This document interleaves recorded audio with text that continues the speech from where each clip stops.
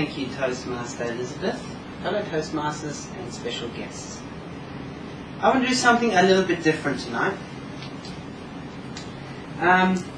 This is a speech straight from the heart. They say a dog is a man's best friend. Bonny was my best friend. Through tonight's journey, I will tell you all about how I got Bonny, how I spent my life with Bonny, and our eventual and painful parting. Yeah. So, firstly, how I got Bonny. I was 11 years old. My mum was driving me through a rather dingy-looking suburb, quite lower class, and we parked outside a baby blue weatherboard house. And I was so excited. I was in the car, and I was going, yes, we're getting a dog. It was the most exciting thing I could think of, being an 11-year-old boy. So, we walked through this very dimly lit hallway. Wasn't much to speak of. We walked out the back, and there was a giant yard, very dry, lots of motorcycle parts. Anyway, within that were 3 tiny little puppies. These were golden retriever bull terrier crosses. They were pudgy little fluff balls. There was 2 black ones and 1 gold one. And I said to Mum, I like this one. It was the gold one. And so it was sold, and I was so excited. And on the way home, my mum told me this not too long ago, is that as the little puppy was in the back, and I was in the front, all excited, wow, I got a dog. She told me that. I said to her, Mum, this is the dog I've always wanted. So, my life with Bonny, the dog I always wanted. Bonny was absolutely amazing. I grew up with her. I was 11 when we got her. She was there throughout my teenage years, and she was also there when I became an adult, so she was there through that whole transition period. She had the most pleasant personality. She was friendly, she was very loyal, and best of all, she was mine. I was her favourite, and the whole family knew that.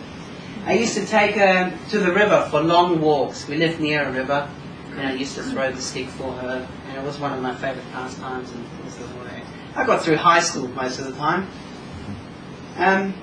One of the favourite things about Bonny is that she loved to scratch. I used to bend down like this, she put her head on my shoulder like this, and I'd scratch her like that. She'd arch her back, and it was absolutely bliss for her. So I was the only one who did that for her. She also, another great funny thing about Bonny is that she had this great big grin. And whenever she felt bad or she felt embarrassed or anything, she would do this with her face.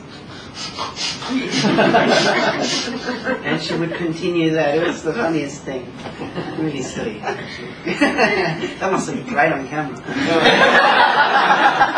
She hates the bad weather. She was an absolute chicken when it came to thunderstorm.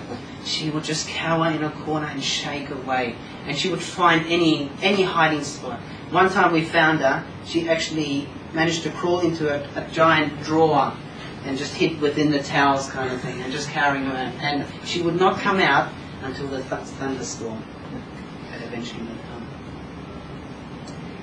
come. Another little obsession about Bonny is she loves sticks and rocks. Her favourite game is fetch.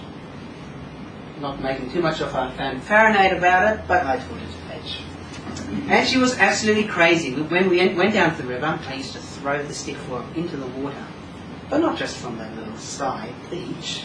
I'd get up on the jetty at the end of it, and I would stand there and I would throw that stick, and she would run along the jetty to its edge, which was about 2 meters high at a low point, and she did not care. She would run, jump, splash, and go get the stick.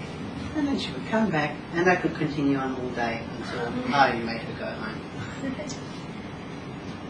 I was also, one of my favourite memories, I was also the first to see her brand new pups. She gave birth to 3 puppies.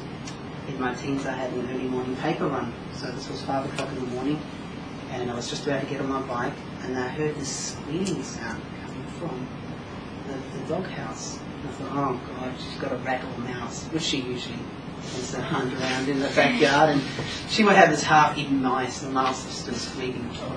But anyway, this time I looked down, and there was this just born little puppy. Pretty much it was a golden colour as well. Its eyes were still shut, and it was just crawling a little bit and just squealing away. And there was Bonny. Didn't really know what to do with it, but she was a great one. Bonny and I shared many adventures, and she came with me when my wife and I bought our first home. And you could pretty much say that Bonny and I were inseparable. But then life sort of changed a little bit.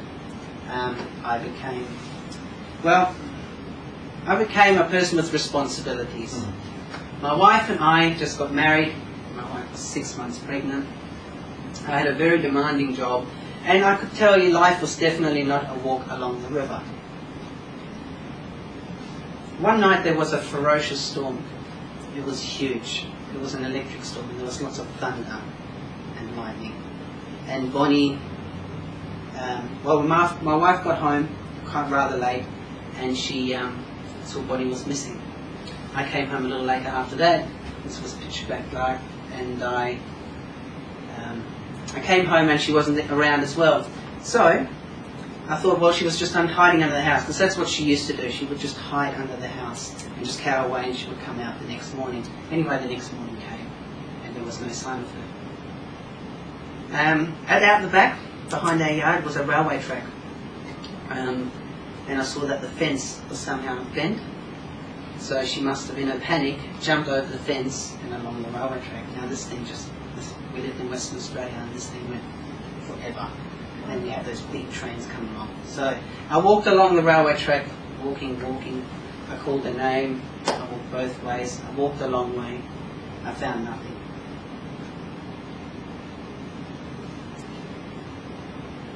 Losing Bonny was an odd experience because I never cried. You know, I had a life with this dog for a very long time. But life was very hard for me at that stage, and I had all these other things to do. I was earning very little. We lived in a shack of a house. It was pretty much falling down around us. And we were just about to have a first child. So, life after Bonny. My old life with Bonny was over, but my new life as a father had begun. Now, the sad thing is, I believe that my daughter and Bonny were never destined to meet. It's a funny little thing like that in life.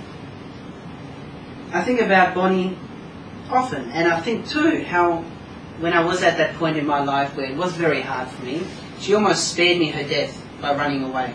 Because she was never found, there was always that hope there that, someone will find her and ring up, or she's been taken in by someone, and so forth. So there was always that little glimmer of hope, but I knew that I would never see her again.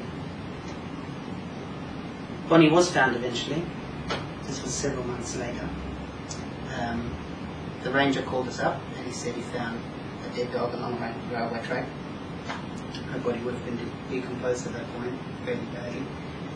So I never found her, but he found her. And I still think about the time that she walked along those railway tracks, and she would have been really scared. You know, she was such a chicken. She would have had nowhere to run. She was all alone, and I wasn't there. And partly I blame myself for this, and this is a memory I still hold within me. So the memory of Bonny is actually so strong, it can literally make me bawl. This is the only memory that can.